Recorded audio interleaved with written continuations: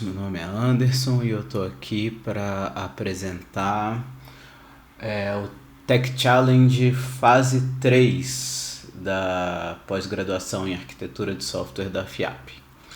O objetivo desse Tech Challenge era criar uma arquitetura de cloud em algum dos provedores de cloud e migrar, né, toda a arquitetura do sistema para cloud.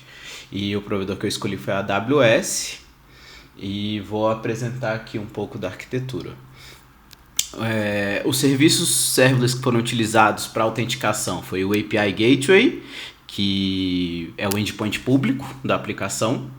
Ele recebe essas requisições externas, ou seja, a requisição de entrada, que é o pedido de identificação do cliente pelo CPF, né? Ele invoca a Lambda e a função da Lambda é tanto validar o CPF quanto verificar se o cliente já existe na base. Se o cliente não existe na base, ele cria um novo cliente lá no Cognito e depois autentica esse cliente. O Cognito está sendo utilizado para o gerenciamento de identidades e para retornar o JWT para a nossa aplicação. Então o fluxo é esse: o cliente informa o CPF, no endpoint público do API Gateway, a Lambda valida esse CPF e o Cognito retorna um JWT, que depois vai ser utilizado em todas as requisições da aplicação. O banco de dados gerenciado foi via Amazon RDS, que está usando um MySQL. O outro serviço serverless utilizado é o EKS, que é onde efetivamente está a aplicação, né? Está rodando dentro de um Kubernetes gerenciado e utilizando o Load Balancer para encaminhar as requisições para dentro dos pods. E a aplicação de autoatendimento e pagamento estão rodando dentro de pods. Também estou utilizando o ECR, o Elastic Container Registry, para dar o push das imagens dos serviços para o EKS. Então, essa é a arquitetura que foi desenvolvida e eu criei um pequeno script para demonstrar que os recursos estão online funcionando. Então, aqui eu comecei pelo back-end do Terraform, é um back-end que está no S3.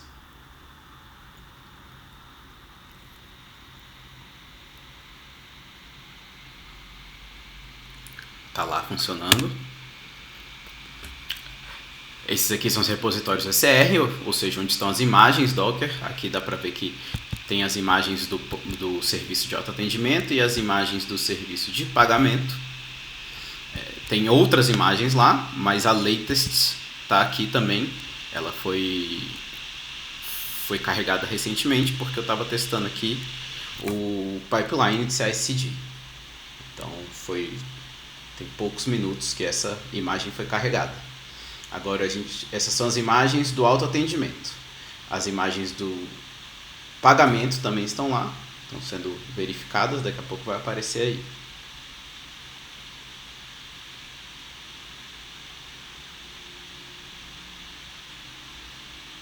Também a latest está lá e é no mesmo horário da imagem do autoatendimento, porque o nosso pipeline de CI/CD ele recarrega as duas imagens quando tem alguma alteração. Aqui é a verificação do RDS, do nosso banco de dados.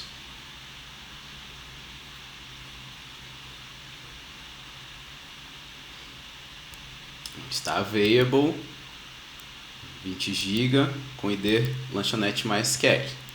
E aqui o endpoint dele. Agora o cluster EKS. É um cluster com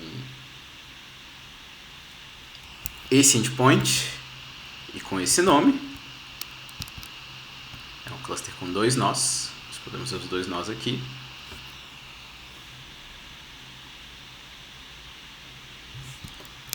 Também aqui, os 2 nós. da instância T3 Medium. E aqui a gente está verificando os deployments, ou seja, exatamente os dois microserviços que compõem essa aplicação. Então tem aqui o deployment do autoatendimento, a imagem dele, 2 pods rodando o autoatendimento e o deployment do pagamento com as mesmas configurações também, 2 pods e tudo mais. Os pods estão aqui, cada um com seus IPs.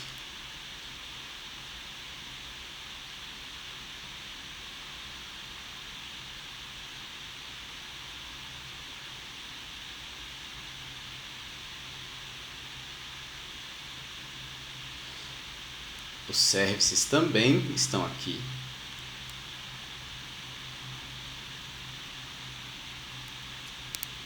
Eles são do tipo Cluster IP, justamente porque é o Load Balancer que vai fazer o encaminhamento para eles. E esses aqui é o Application Load Balancer, que tem esse papel de gerenciador de carga e também de transferir as requisições do API Gateway para dentro do EKS. Os Load Balancers estão ativos. E aqui é a verificação do Cognito.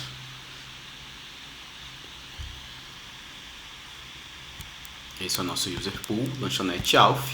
É onde estão todos os usuários, todos os CPFs que já foram armazenados dos usuários. E a partir desse User Pool que o Cognito verifica se o usuário está lá e gera um JWT, se o usuário estiver no User Pool. Se o usuário não estiver no User Pool, a nossa Lambda já cria também esse usuário dentro do User Pool.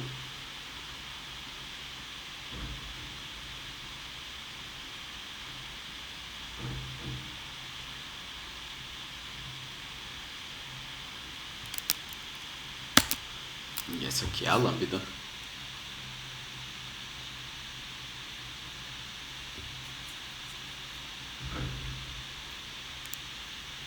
A Lambda de autenticação está ativa.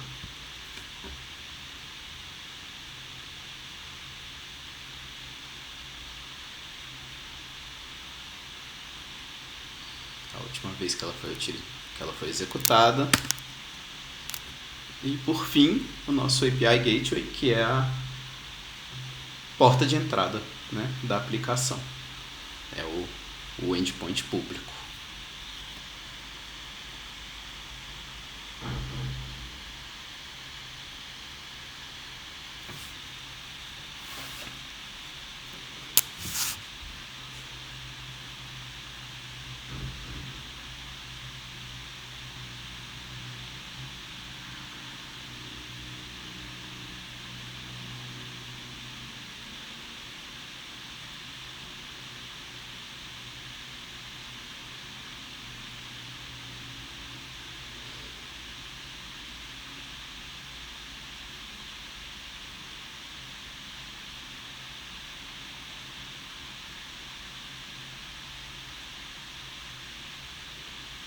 Também está online e funcionando.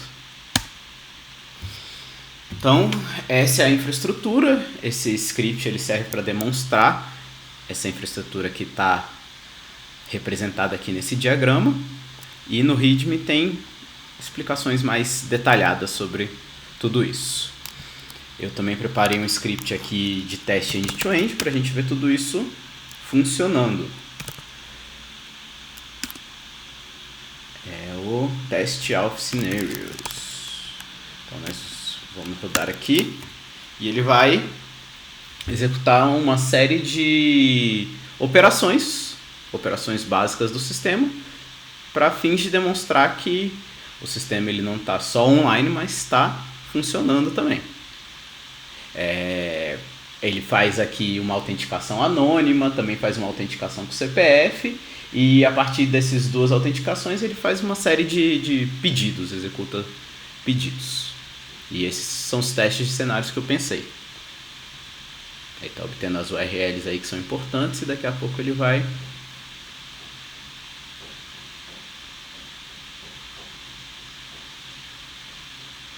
Ele também faz uns testes de segurança para o cliente não autenticado. Então, o primeiro objetivo é ver se um cliente não autenticado não consegue fazer as coisas. E agora um cliente anônimo, sem CPF, fazendo aqui os seus pedidos. E um cliente novo, de um CPF que ainda não existe no banco.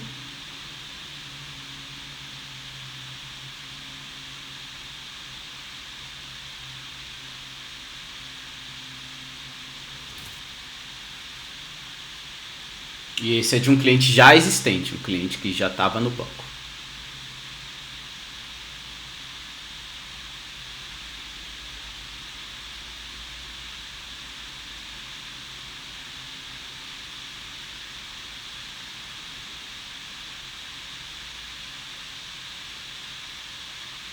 Então é isso. Todos os testes end-to-end também estão funcionando. E agora eu vou passar para mostrar o pipeline de CI/CD.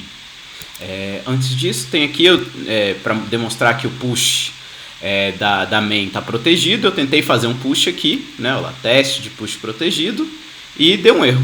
Protected branch update. Então é isso. Changes must be made through a pull request. Então foi isso.